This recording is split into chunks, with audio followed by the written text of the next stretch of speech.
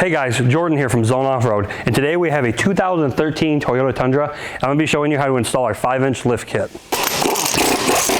Now our first step is we're going to remove this front skid plate, and there's these 3 bolts right here.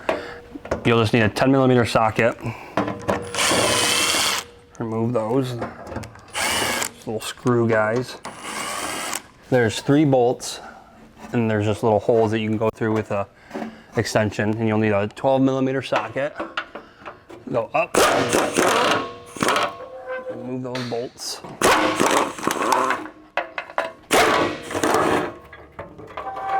And there's 2 more right here on these 2 holes.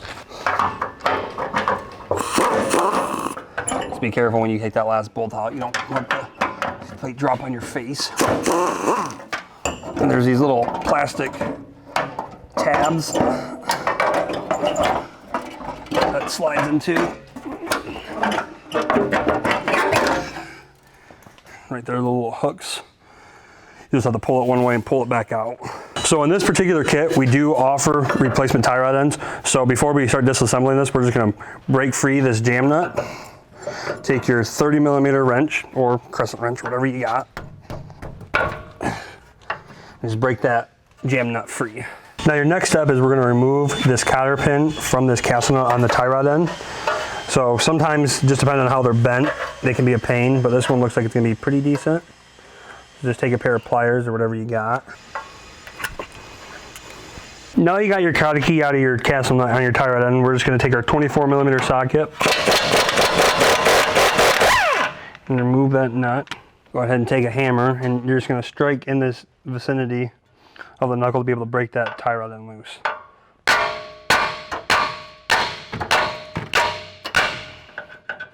Just like that. Now our next step is we're going to remove this sway bar link bolt that attaches to the lower arm, and behind the lower strut here, take a 21mm wrench, and you're going to have to get it on that nut on the back side, and then take a 19mm socket on the bolt head size.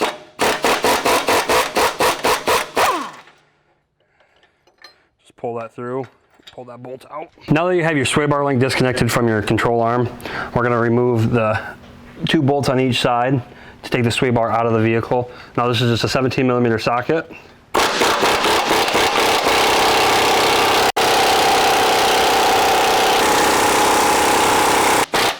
Front ones are slotted, so you can just slide that forward. Remove your links from your arm and set it aside.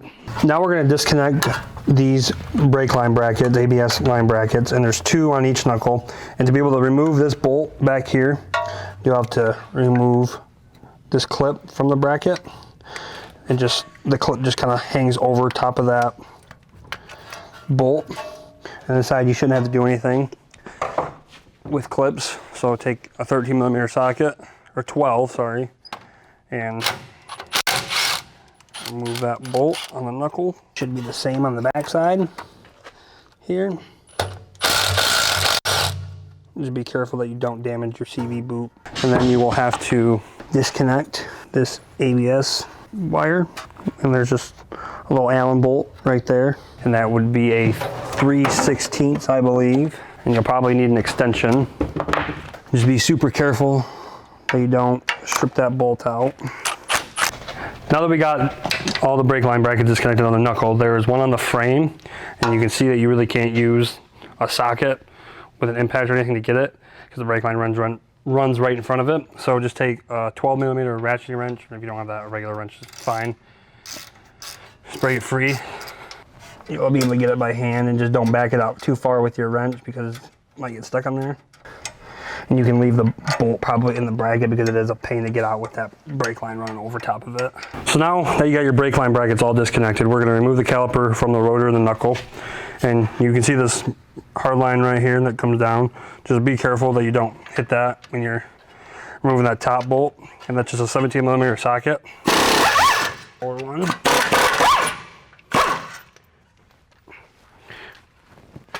Just wiggle that guy off, and we have these nice little hooks that we just hang those on. Make sure they have adequate slack on everything when it's hanging up. Now, there's this little dust shield cap here that covers up the CV nut. Now, the best way to do this is just take a little punch and try to get in between it. And it is a really big pain because it is a really, really tight fit.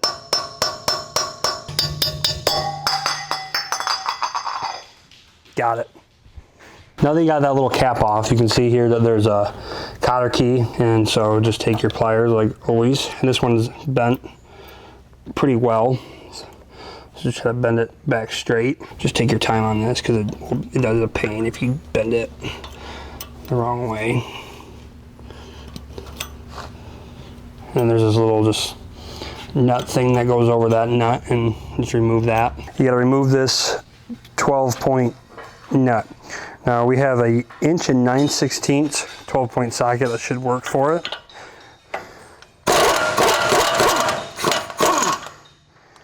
Just remove that nut. Now you can remove your rotor. Now in the Tundras, these wheel bearing bolts go in this way instead of the backside like a lot of other vehicles. So the first thing we're going to have to do is take our air hammer and just push this CV through.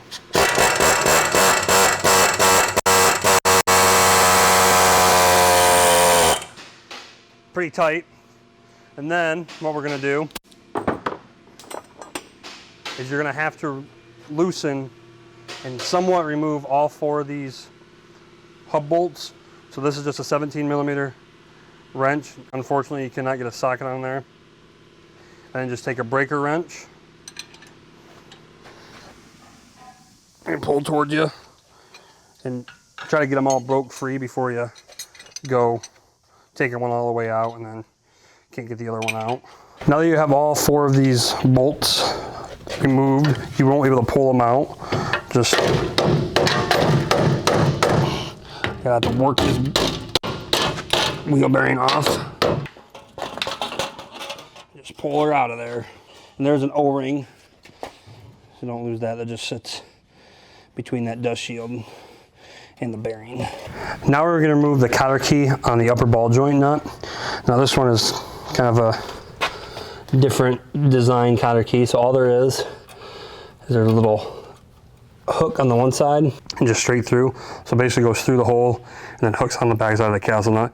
So all you gotta do is just open that up and you're able to pull out. Now that you got that cotter key removed, we're gonna take a 19mm socket and remove that. And once you remove it, just thread it on a couple turns. Then take your hammer and just strike the side of the knuckle.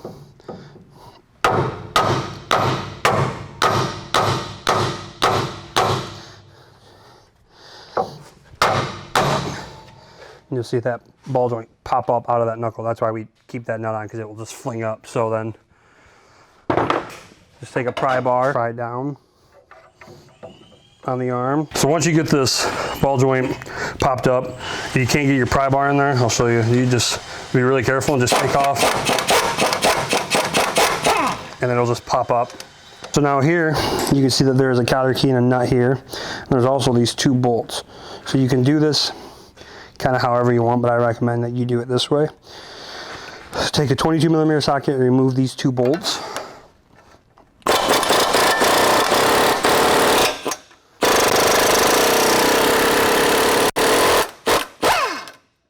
And just pull up on that knuckle and set it aside. So now we're going to loosen, but do not loosen these cam bolts on the lower arm. So on the front side here, the bolt runs through and goes into a different cam. So you gotta loosen the bolt head side. And on the back side, the inner side, it's a nut. So just be careful because you're gonna back yourself into this. So just loosen that. Just enough to be able to get pressure out those bushings. Now that you have your bushings loosened, we're gonna go ahead and remove this bolt that holds the strut to the lower arm. So on the back side here, there is a nut, and it's a 22mm wrench and a 22mm socket on this bolt head side. And just get that nut off of there. And the best way to do these is you'll have to probably push through this bolt and then take your wrench and pull it. So once you think you can pull it with your hand, which might be a little difficult. Once you get it out with those bushings loosened, this arm will swing out of the way.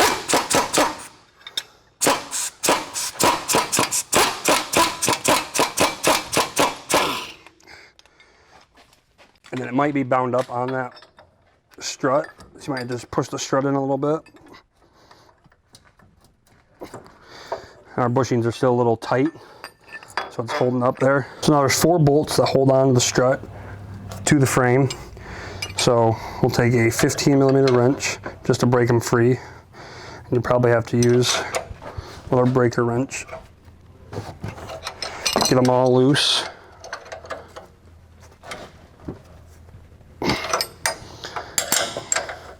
Just depending on how tight they are, you might need a wrench, you might not need one. And just drop that strut out of there. And now that your arm's swung out of your way, just go ahead and remove your cam bolts. Remove that rear one, and it might be a little tight. Just wiggle her out of there. Now your first step to removing the front diff is we're gonna have to disconnect this actuator here. And all there is there's a clip on the front side here, and it's kind of hard to see, and it's kind of a pain. They don't really give you much room. But all you gotta do is there's a push. Just push, you gotta push pretty hard. Push, and then pull. And that's that little push pin right there. You just push that in, and we'll release it free, and you can just pull.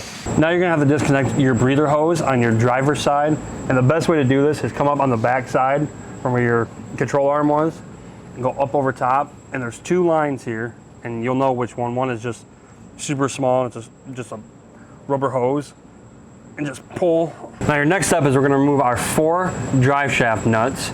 And now this is just a 14mm socket, and obviously you can just spin this freely. So the best way to do this is if you have chrome, use a chrome socket because the sidewalls are smaller, and then an extension. And you may need a swivel if you don't have an extension, but it should be fine. And then just get it on there. And now you may need to pop this off with a pry bar if it's rusted on there and you can't get it with a pry bar, like we probably can't.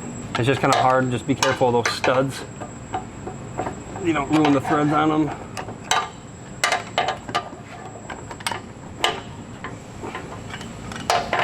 And it is kind of a pain. So once you get bound up everywhere, just move that out of the way. Now we're going to get ready to remove our front differential, and you'll see that there's a nut right here up in the frame. These 2 bolts, and then these 2 bolts. And these are all just 19mm sockets. Just go ahead and you always want to make sure you have a buddy and a jack, because these do get very heavy. Oh, there's a nut on top. So on these front 2 bolts here, there is a nut on each side, and you just got to use your 19mm socket. So this rear one that we took off first, that we removed first, if you press up on the diff itself, this will just come right out, and you can see that that goes into the frame. So try to push it all up and swing it makes it a lot difficult. So if you just take all the hardware out and press up, and then this will just fall right out. And then this should just, in theory, yep, come right out. You just want to go slow, make sure everything's clearing. And nothing's connected. Yep. Then you can start to roll it once you get. Speed it up a little bit. And just roll it back. And your diff is out, and just remove this. And if you want, you can put it on the ground, but it's pretty heavy, so we're just going to bungee strap it. Now to make clearance for our new cross members, we have to cut this existing factory cross member out. So now your first measurement is going to be from this face right here, and you're going to take it and you're going to measure 3, and I did it off a little bit, but 3 13/16, and then you just mark your line and go up, and then kind of meet, just stop in the middle, because on this back side here, you're going to go 3 3/8, and that's going to, and then you'll just have to meet right in the middle and just cut that straight down. And on this side, it's a lot easier. All you gotta do is take it from this, and you're just gonna go 3 inches. So basically, you see that little hole there? It's just a good reference, is basically right in front of that. You're basically gonna cut off right in front of that, all the way through. And on this passenger side, be careful because your oil pan is right here. So I would recommend cutting this way, not this way, so you don't hit that oil pan. On this driver's side, just be careful of that front drive shaft. You can take it out if you don't feel comfortable that your sawzall skills are good enough that you might hit it. But you got a lot of room if you just push it over. And then, like I said, just be careful. When you do this, you want to make sure that you wear gloves and safety glasses. The best tool is a sawzall, but if you have a plasma cutter or a grinder or whatever, that'll work too. But saws are just the best smooth, clean cut. So we're gonna go ahead and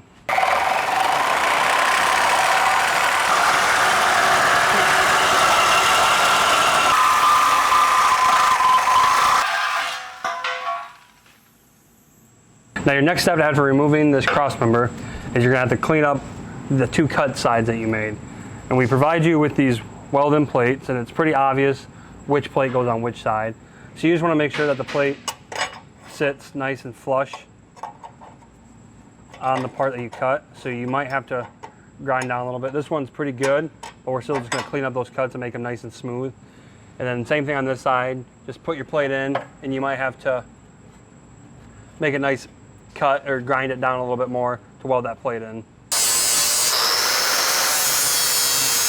So now that you got your cuts made and everything all smooth out, you're gonna go ahead and tack in this weld-in plate, and there's one on each side, and I'll kind of show you how each side goes. So just make sure that this bottom part sits flush or maybe a little bit above the factory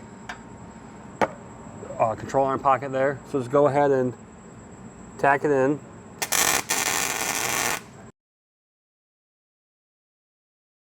So now this next plate on the passenger side is a little bit easier. Now what you kind of want to do is kind of meet this in the middle, so when you tack it, you can lay a nice bead there instead of setting it up on the inside or make completely flush. So this will just give you a nice bead spot. So go ahead and tack it. Now once you got these tacked in place, you're gonna go ahead and just burn all the way around on each part. And on this side, just make sure you don't do the inside here, because your cross member might interfere with that. So just be careful of that. And then when you do get done welding, depending on how your welds look, you might want to grind them up and just clean them up a little bit, but we're gonna try our best not to do that. And then once you get done grinding, just make sure you paint any bare spots so that spot does not rust.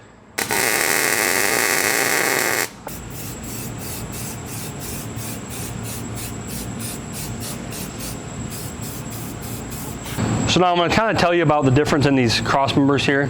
As you can see, the rear here has this little bracket welded to it, and then the front here has these 2 holes.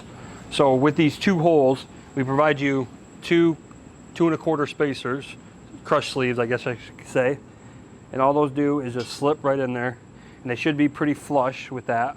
Make sure that you don't get cockeyed and put it into the cross member, but it's pretty hard to do that.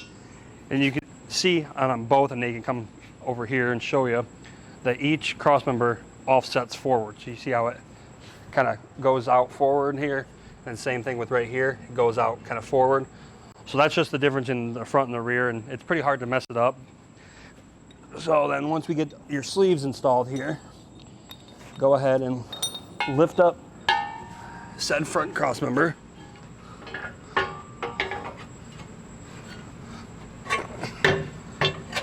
It might be a tight fit, as you can see.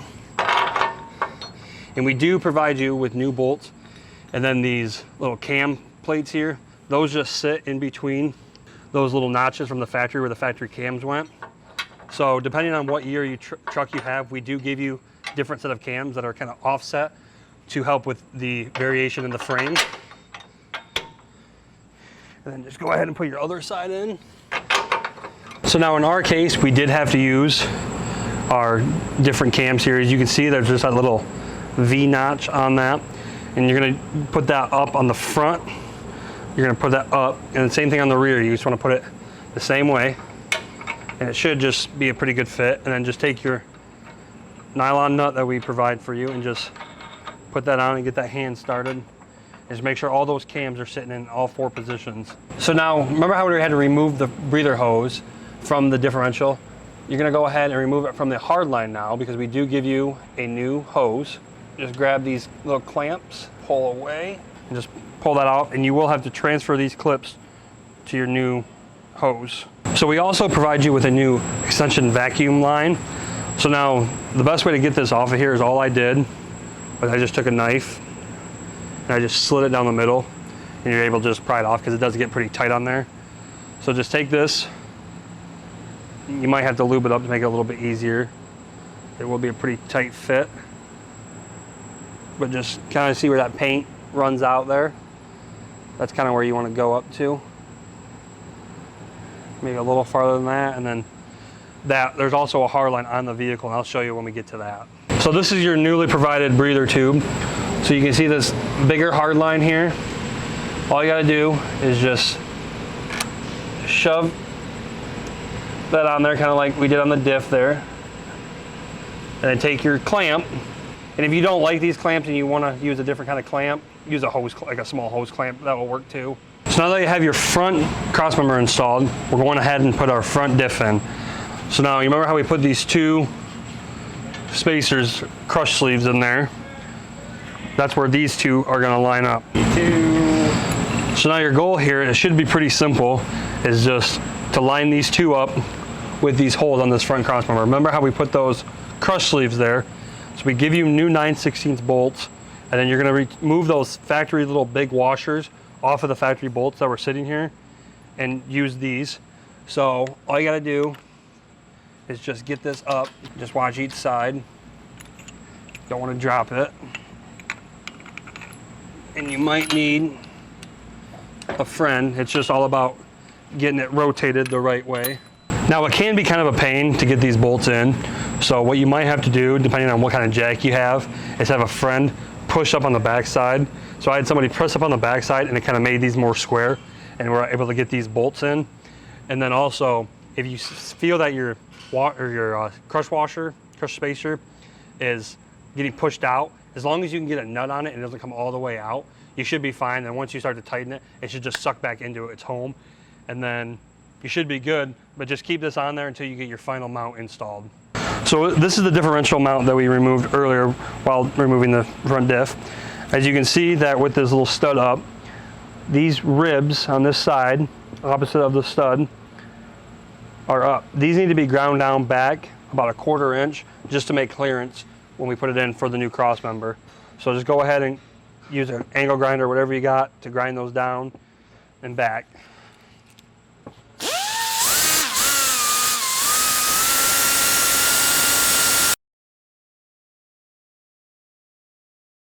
Now that you have your factory bracket modified, we're gonna go ahead and use our factory bolt.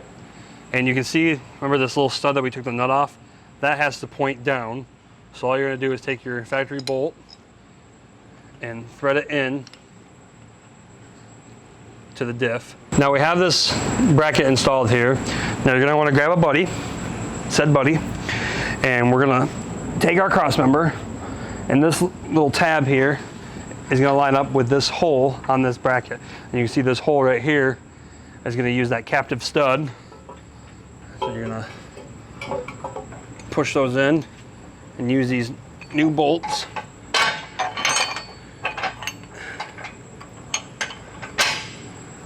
Let me just fumble.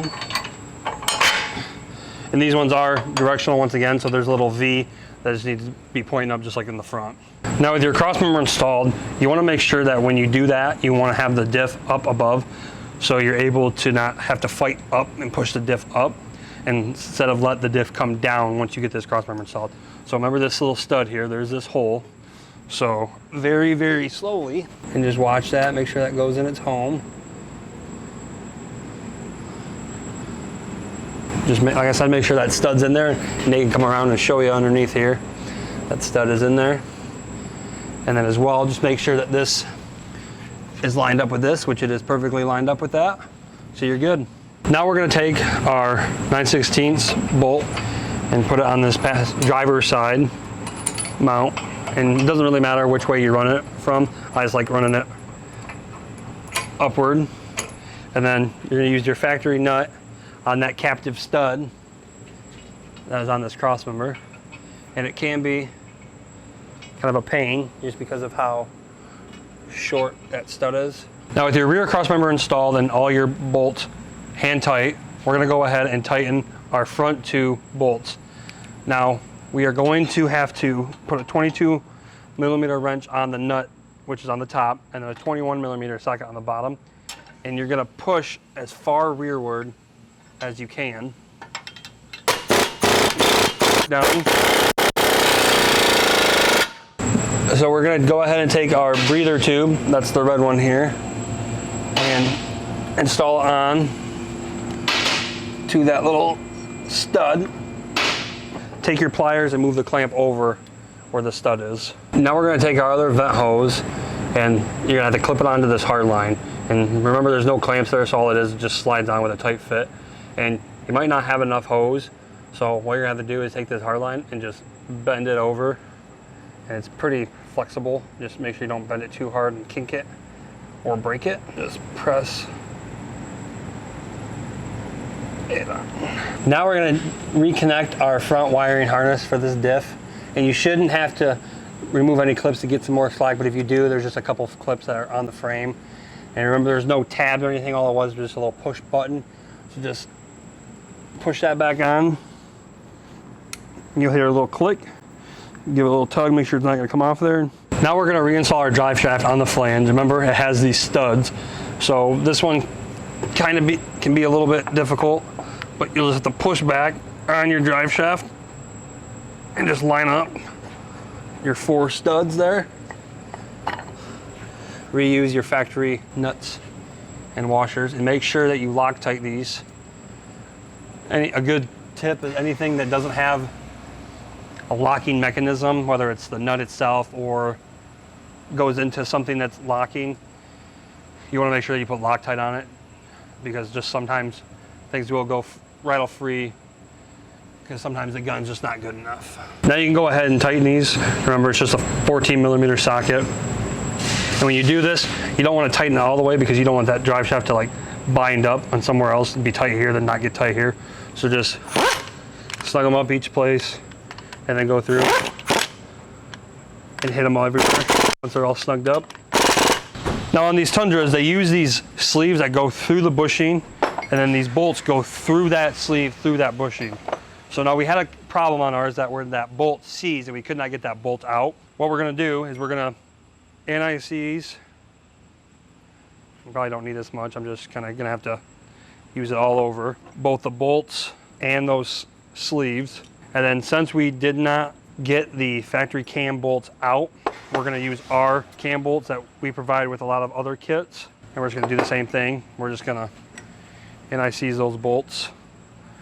And this just happens just from rust, and when things go through, metal and metal go through each other, they kind of just like to seize up. So this is just good if you ever think you're gonna work on this vehicle again, or just for the next guy in case a bushing goes bad or something like that. We went ahead and put our lower control arms in. They are kind of a pain just because of tolerances of those lower control arms. They might just vary, so it might be a little bit wider. So you might need a second set of hands to be able to help you put that in there. And unfortunately, our original factory cam bolt was seized in, so we had to use one of ours. But this one just runs from rear to front, and then the front one runs from front to rear. And since those bolts like to get seized up in there, just make sure you put some anti-seize on those bolts, and it'll just help the next guy if a bushing ever goes out or somebody replaces this arm. Now we're going to tighten up our 3 remaining differential bolts. You remember there's the 2 on the front here on the cross member. We tightened those up earlier. This first one, you're going to use a 21mm socket and a 22mm wrench. Yeah. And you have to do that with the arms installed because it just makes the installation for the arms easier when it's all loose.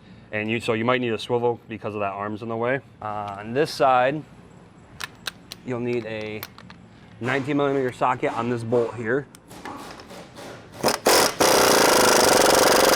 Remember this nut right here that's in the cross member, that's also just a 19mm. Now we're going to tighten up our cross member bolts, and on the back side here, you'll need a 27mm socket and a 27mm wrench. If you don't have that, inch and a 1/16 is the equivalent to that. So just make sure that your cams are in there, and if they're not in there and they're pretty close, when you tighten it, it might suck it in. Now we can tighten our front cross member. And on the bolt side here, since our selection of sockets doesn't go up this high, we're going to use an inch and 5/16 on the bolt head side, and on this side we're going to use a 32mm wrench. It all just will work out with us. Now your next step is to weld in the steering stop. Now the easiest way to do this is to remove this from the ball joint itself and take it to a table and weld it. But all it is a little basically piece of cast that matches the same shape as this, and you just clean up all the paint and you weld that in, and then just grind all the welds flush and paint it. And that just helps you. It's steering stop, so it speaks for itself. It just helps you stop your steering so you're not rubbing everywhere. So it's a pretty easy step to do once you get there, but just be mindful that you do it and take care of it. Now we're going to remove our factory bump stops, and the easiest way to do this is just take a pair of channel locks and grab right here on these flats. If you don't have a pair of channel locks, like a big crescent wrench will work. So just go ahead and break these free. Now we're going to take our new bump stop relocation brackets and our new bump stops, and then we also provide you with this flange nut. And you can see how I'm installing this, is that this slotted hole here is on the bottom, and that's the side we're going to install the bump stop on. Just go ahead and take your nut and your bump stop and thread those together. And that's just a 9/16 wrench that you'll need to tighten that up with, or you can just hold it and spin this. And make sure you don't tighten it too much to deform that bump stop. So just good and tight, but not too tight. So now we have to install our new bump stop brackets, and I accidentally messed up, and you don't have to tighten this right away. You can wait until you do this. So all we gotta do now is just remove the nut and washer, and then you take your bump stop bracket and your new bolt. How this goes is this part goes onto that bolt, and it's slotted, so it gives the kind of nice room for a little bit of difference and everything. And if you want, you should use Loctite on these bolts. Now we're going to install our strut spacer. You can see that it really only goes on one way, and so when you put this strut into the vehicle, these tabs are going to have to be facing the inside of the vehicle. So what you do is you take this, you slide it over that small part, and you just slide up. You just line up the hole there. Take your newly provided hardware and slide it in. Take your nut and washer on the back side. And now, with all of these struts, we provide you with spacers that go in between here on each side. And with these Bilsteins, which are the yellow ones here, we give you extra washers for more, I should say, spacing. Slide it in. Take your nuts and washers on the back side there. Just tighten them up, and if you feel like you need more washers when you tighten them up that it's not tight, then feel free to put more, but you should be pretty good with just 1 or 2 on each side. Now on these top 2 bolts, it's a 9/16 socket and wrench. On the bottom side here is a 24 wrench and socket. Now we can install our strut. Just put it up there into the original factory holes with original factory nuts. And just like I said, make sure that the bottom mount, that the 2 bolts that you put on with the sleeves are facing inside the vehicle, which they are here. Now we're going to take our lower arm and we're going to swing it up. And it's easy to leave this the top loose. Now we're going to take our seal from our old knuckle and put it onto our new knuckle. Now the easiest way to do that is take a punch, make sure it's not sharp on the end, and a hammer, and just hit the end. And then just take it and make sure, it's pretty decently clean. And just clean up all the sides there, and then set it in here on the new knuckle. And there's a couple ways you can do this, but I think the easiest way is you take a block of wood and just set it on the across it, and then just hit it right in the middle. Make sure it's nice and seated on there. Now you're going to take your knuckle and install it on to your lower ball joint with those bolts, and have a buddy help you. Make sure that the CV goes through, and just have him thread those in. And you want to make sure that you Loctite those pretty decently, because You don't want that coming out. Now you're gonna take your 22mm socket and tighten those up and hit them each a couple good times. Like I said, you don't want those coming out of there. Now just tighten up your top 4 strut nuts and just take a 15mm wrench. You'll see it will start to pull everything up. Now we have to get our upper ball joint into our knuckle. Now the easiest way to do that is get a stand or a jack and push up everything, because this is pretty tight to pull down on. And you might need a pry bar here to help pull down and just get the nut started. A few turns. Now take your 19mm socket. You want to tighten that up until your hole on your castle nut is lined up with your hole on your ball joint. Factory cotter key, which was this little guy, and just push it on there. And just make sure that that is hooked on something. It's not going to pull out, and it should be good there.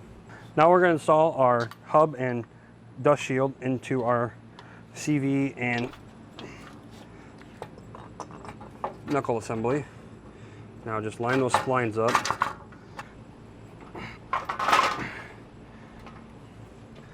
And just line up all your holes and get them all started. Now using a 17mm wrench, just go ahead and tighten all these. Make sure you do Loctite those bolts, and you want to make sure that when you're tightening these, kind of like putting on a tire, you want to do kind of a star pattern. Now we're going to install our CV axle nut, and just use that factory 12-point nut, and it's a 1 9/16" socket.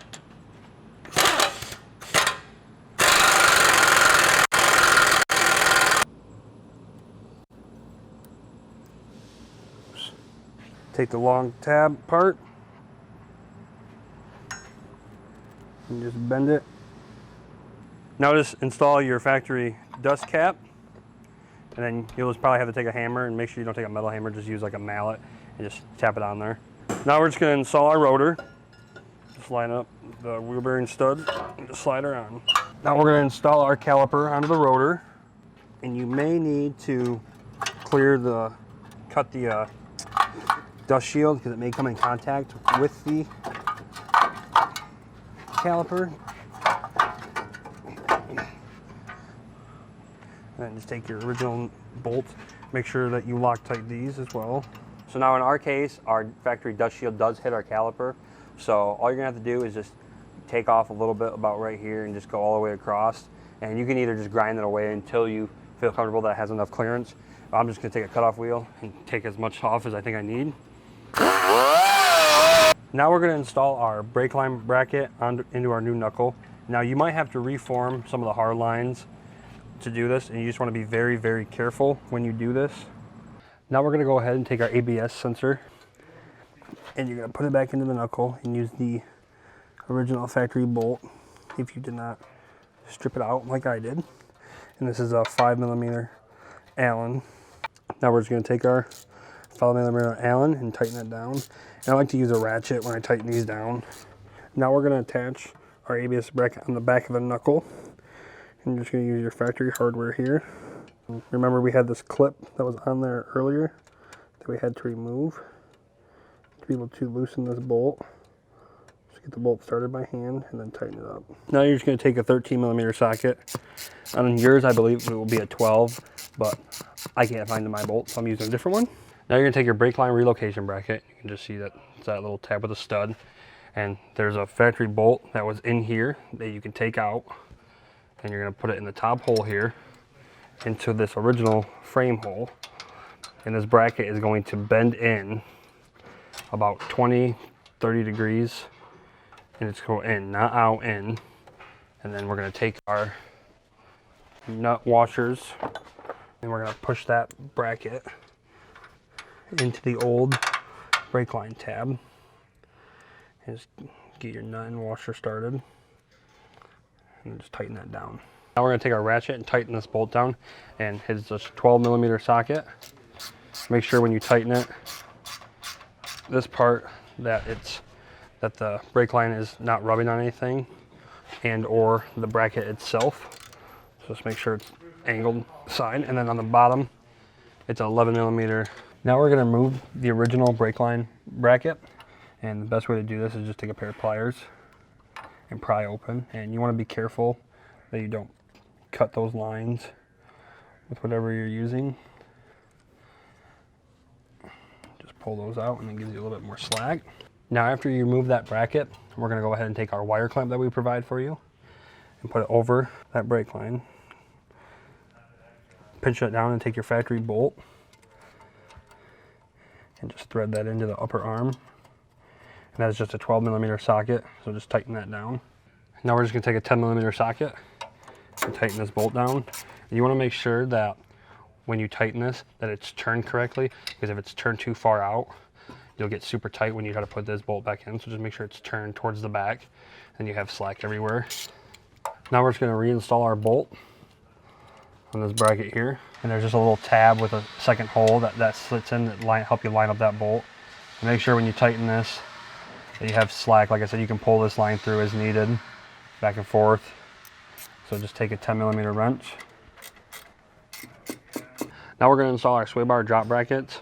And you can see it's just this bent plate with holes on the top and bottom. And you're gonna have the inside where this little gusset is face towards the inside of the vehicle. And then here, you're gonna use your factory hardware. Now just go ahead and snug those bolts up. Don't completely tighten them. It's just a 17 millimeter socket.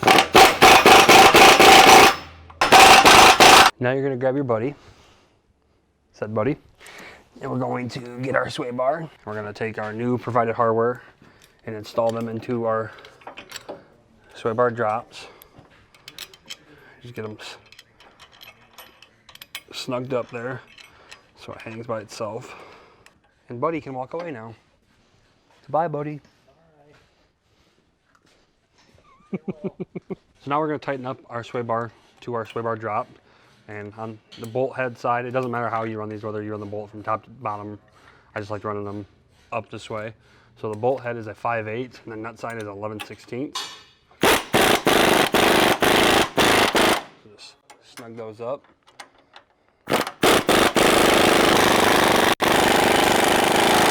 Now remember how we broke our tie rod end loose last time? So just go ahead and thread this all the way off. Take your new tie rod end and keep the jam nut in the same location that it was. So all you have to do is break that jam nut free enough to be able to get your new tie rod end in and just thread it back to where it was. This will just help for ease of alignment. Then take your castle nut, thread it on there. This is a 22 millimeter that you will need for this. Go ahead and tighten. And a good tip for using these castle nuts, to be able to find the home, you always want to keep tightening. You never want to loosen it to find that hole. So just keep tightening. Now take your 30 millimeter wrench and your jam nut on your tie rod end and just snug that up to the end.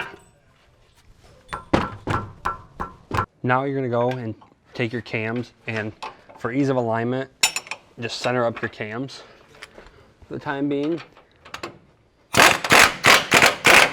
Now on this front one, to make life a little bit easier, you take your 32 millimeter wrench, and this part is just a bolt head, and then this part is the actual cam. So you can spin that and center the cam up as you need. So just center that up, and once you get it centered up, I like just to hold that on there. Take your 24 millimeter socket and snug up. So now one of your final steps is that you're just gonna have to put your sway bar link into your lower control arm, and you're gonna use your factory bolt and nut and just 19 millimeter socket and wrench and just tighten those down. And it can be kind of a pain to get those in just because of the way this bolt has to be ran. But once you get it in, it should just slide right in and be pretty easy.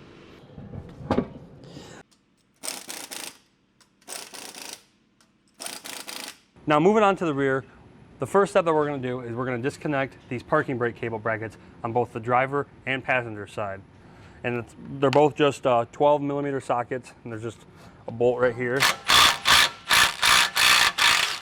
Just remove that bolt, and it's the same thing on the other side. So just remove that and take that hardware out. Now we're gonna remove these 3 bolts that hold on the brake line on the rear diff. So once again, just a 12 millimeter socket. Remove all these bolts, and that's just gonna give you a little bit of slack for when you have to droop it out to get your new blocks and shocks in. Now we're just going to disconnect this bolt that holds this bracket on with the ABS wire. So once again, just a 12mm socket. Remove that bolt. And then you see where this wire goes up to is up to this little canister box here. There's this little tab. All you gotta do is just bend that down and roughly that area, and it's just gonna help you with more clearance and help it, you know, give you more length there. Now we're gonna remove our lower shock hardware, and it's just a 17mm socket and wrench on each side.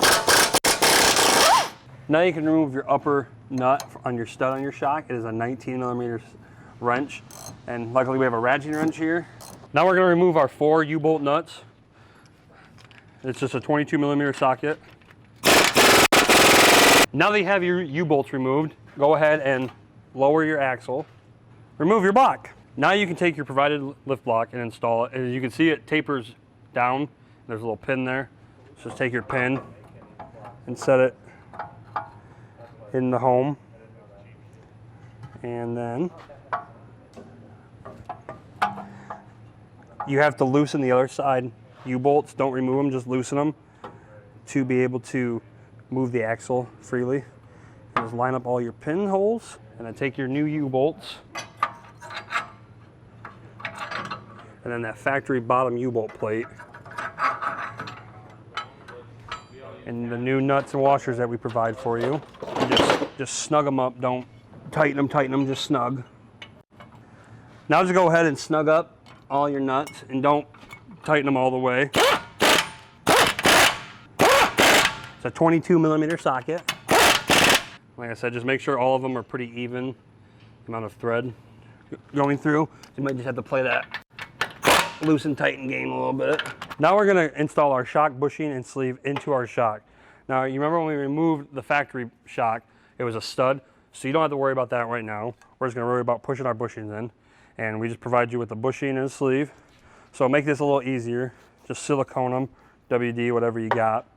And then if you don't have an arbor press, a vise will work. And if you don't have a vise or anything, just take a mallet and whack them in. But here we have a nice little plate. So just take your arbor press, press it in, and then just make sure that it's centered on there. And take your sleeve and press it in. And you want to make sure that you don't put your sleeve in, your bushing in before you try to press it in, because you won't be able to get it to flex in and push in all the way. So make sure that you install your bushing before your sleeve. Now when installing your stem into your frame, you want to make sure that you have all your hardware. You have 2 washers, 2 bushings, and a nut. Now when you do this, how this goes is it goes washer first and then bushing, and make sure that the bushing and the washer are tapered together, sitting on there. And then when you put it on the vehicle, it's going to be the opposite.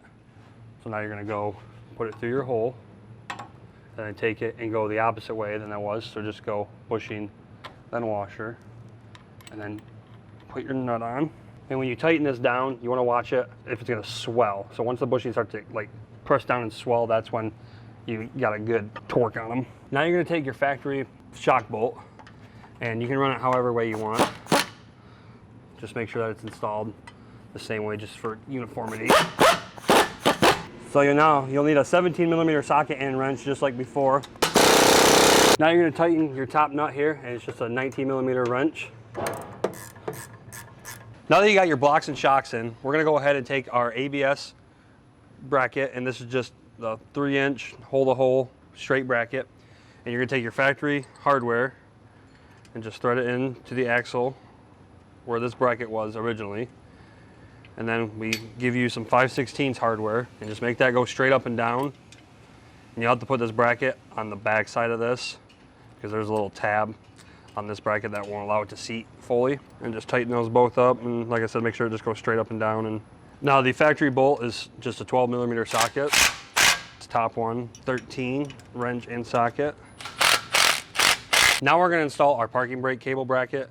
And there's one on the driver and passenger side, and we're doing the passenger side here. You can see it's just that bent bracket with a little stud on it. So you're going to have to use your factory hardware here. In this case, I wasn't able to reuse my factory hardware, so use a different bolt here. Take your original parking brake bracket and just throw it over top of that stud. And then we provide you with a new nut and washer. And just thread that on there. Tighten those both down. And this top one is a 7/16 socket. And there is a little tab on this original bracket, and there's nowhere for it to really go. So once you start tightening it down, it will just kind of flatten itself out. Now we're just going to reinstall our factory bolts and our factory wire clips here. These are all just 12mm sockets for these bolts. And on these ones, you might have to bend the tab brake line up a little bit and push that tab up. Just make sure that you don't kink that line or anything. Do it on both sides here. You can see that this one's a little bit more tight, but it should be fine. Like I said, those are all just 12mm sockets, so just tighten those down once you get them all started by hand. Now we're going to take our brake line bracket, and this one is just, once again, a straight 1-inch hole-to-hole bracket. And you remember when we removed this bracket off the axle, it was on this side. Well, we're just going to replace this new bracket on this side, and we give you new hardware for that. And this is just going to go up and down once again, like. And then you take your other bolt, and we also give you a wire clamp here, because this ABS wire is actually on the back side of where this hole actually goes. So you take this wire clamp and you kind of bolt it together with that bracket. And it can be kind of a pain just because of how tight everything is here. So take this, go on the back side there, take your nut and washer, and then just tighten those down. Now this bottom bolt is just a 13mm socket and wrench, and I like to use a chrome, a 1/4 inch if you can, because of where that wire clamp is. It's just less big of a sidewall, so you can fit your socket on there. So go ahead and tighten that down. And the top one will be a 7/16. Now we're moving on to our carrier bearing drop, and the best way to do this if you have to work on the ground is just take a jack and support this. In our case, we're on the hoist, so we're just going to use our little stand here, and this is the 14mm socket. There's a bolt on that side and on the next side, so be careful when you take this other bolt off, because it's going to want to swing left to right, and you don't want it to fall off your. I got enough pressure on it that it's not moving at all. Then go ahead and just lower this.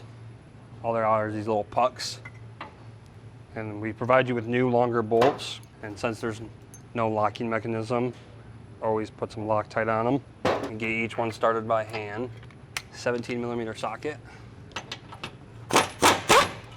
Just snug each one up real quick,